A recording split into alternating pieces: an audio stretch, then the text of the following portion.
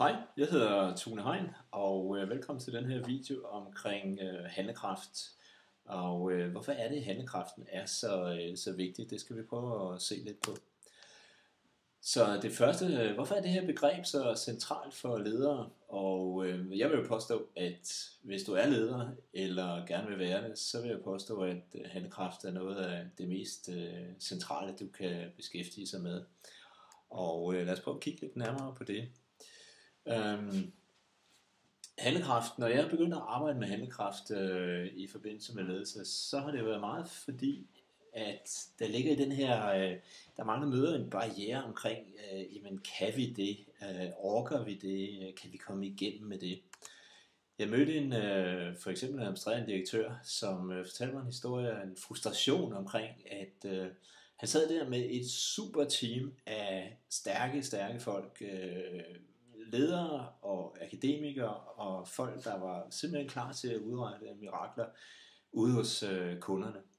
Men hvis han skulle have den mindste, simpleste ting igennem i huset, så kunne det altså tage ham et år, og det var bare en lang og træg vej op ad bakke at få eksekveret på tiltagene indadtil. Så der var klart en frustration omkring, hvorfor pokker er vi ikke mere handlekraftige her i huset. Jeg havde en anden snak med nogle specialister, nogle forskere, og de kørte sådan et lean-projekt, hvor man lavede sådan nogle Kaizen-tavler, hedder det, hvor man lister op alle de her gode tiltag, gode idéer, man har til, hvordan man kan strømline sine processer og produktion og sådan noget. Men de måtte jo erkende, at der var nogle af de idéer, som blev hængende på tavlerne i 3 måneder, i 6 måneder, og det er til sidst en frustration at gå og se på de der idéer, som ikke blev eksekveret. Og da vi gik i bund med det, og analyserede på det, og drøftede det til bunds, så kom det jo frem, at hvad var det, der udløste deres handlekraft? Hvornår var det, der blev eksekveret? Det var 2 ting. Men det var faktisk, hvis de syntes, det var sjovt, eller hvis de synes det var meget vigtigt. Og de sluttede så af med grin med at sige, at det her, det må du endelig ikke sige til vores chef. Men det er jo vigtig information for chefer at vide, at der er altså også en eller anden følelsesmæssig kobling til handlekraften. Hvis det er sjovt, hvis det er noget, vi begejstres for, eller hvis det er noget, som vi synes er meningsfuldt, og som vi vil kæmpe for, så sker tingene. Og omvendt, hvis det ikke er det, jamen så kan det altså blive hængende på sådan en tavle i lang tid, uden der sker noget, uden der udløser noget handlekraft. Der er et begreb, jeg vil nævne for dig, som er ret væsentligt i den her sammenhæng, og det hedder The Knowing-Doing Gap. Det er noget, som virkelig kommer fra Stanford University, hvor der var en professor der, som satte spotlight på det her med, at det er jo ikke fordi folk mangler at vide, hvad der skal til. Det er jo ikke der, vi strander. Vi strander jo ikke, fordi vi ikke ved, hvad vi skal gøre.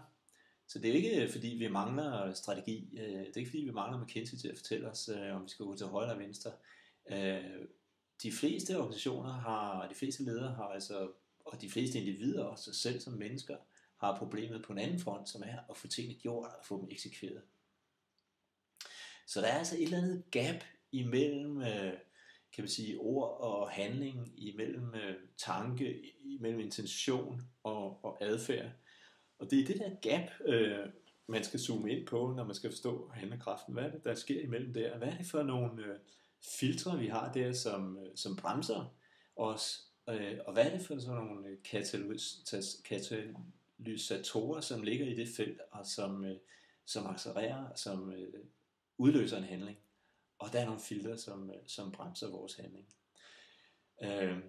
Tænk på din nytårsforsæt. Tænk på, hvis man skal holde op med at ryge, så du ved godt, at det er usundt. Du kan sagtens tage beslutningen. Du mangler ikke noget viden. Du ved godt, hvor man kan købe nikotintyggegummi hen.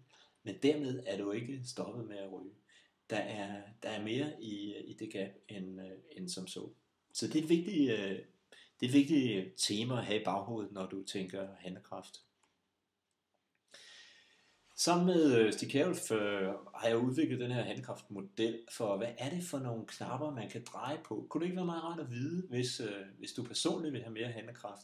eller hvis du vil skabe mere handlekraft i dit team via dit lederskab, hvad er det så for nogle knapper, du kan dreje på? Og med den her model, så satte vi jo handlekraft på dagsordenen i 2007 med en bestsellerbog, der hedder Handlekraft, kunsten at eksekvere. Men lad os prøve at se på modellen. Hvad er det for nogle 5 knapper, som du kan dreje på, hvis du vil øge din handlekraft?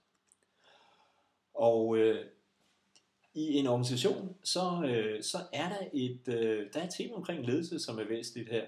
Så hvis du vil have handlekraft, så skal du lede på nogle bestemte måder. Hvis du vil have noget andet, så skal du lede på nogle andre måder. Men der er noget særligt omkring ledelse, som hører til at udløse handlekraft. Der er en knap, der hedder organisation.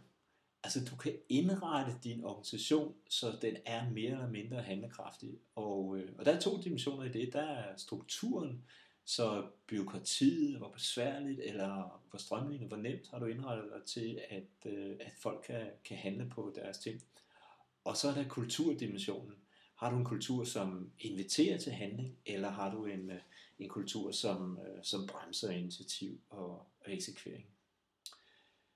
Der er et tredje tema, som er individet. Hvad er det for nogle folk, der kommer ind ad døren om morgenen? Hvad er det for et råstof? For meget handlekraft bærer de med sig i deres personlighed? Så det her, hvor HR kommer ind, det her, hvor det er vigtigt rekrutteringsmæssigt. Hvad er det, vi fremelsker? Hvad er det, vi rekrutterer efter? Hvad er det, vi får frem? Og hvad er det, vi belønner? Har vi fokus på handlekraft i alle de dimensioner, når vi kigger på folks personlighed? Så er der en særlig knap, som hedder relation, som folk ikke tænker så meget på. Men vi har altså fundet, at relationer betyder rigtig meget for handlekraften i organisationer.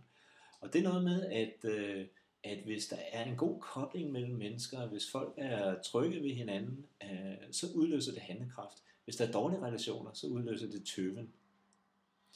Og den sidste knap, du kan dreje på, det kan man sige er brændstoffet i det hele. Det er ambitionen. Hvis vi ikke vil noget, så sker der heller ikke noget. Så der skal være, altså gnisten skal kunne tænde noget brændstof, og der er ambitionen brændstoffet. At vi virkelig vil noget og brænder for noget. Det er en forudsætning for handlekraft. Så jeg vil opfordre dig til at overveje, hvad er det, du gerne vil se mere af? Hvad er det for en udvikling, du gerne vil skabe i dit team for at få mere handlekraft? Jeg håber, du har fået lidt inspiration ved de her plancher. Og hvis du tilmelder dig på siden her, så sender jeg dig en ny video om mere inspiration omkring handlekraft. Tak skal du have. God fornøjelse.